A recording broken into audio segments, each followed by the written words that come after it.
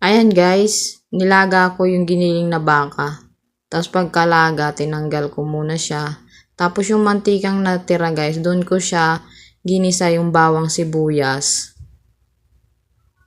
Hindi na ako naglagay mantika. Pati yung carrots tsaka patatas, doon ko na rin ginisa. So, nakatipid tayo sa mantika guys. Hindi ko na siya nilagyan ng mantika Kasi yung mantika mismo ng baka yung nilagay ko. Yan, after yung nilaga natin baka, ilalagay na. Tapos nilagyan ko rin siya ng isang pirasong siling green. Yan. Tsaka paminta. Pamintang durog yan guys. Tapos seasoning nilagyan ko na rin ng mga pantimpla. Yan. Nilagyan ko na ng tubig at tsaka toyo. Yun yung ating pampalasa. Tapos haluin lang natin yan guys.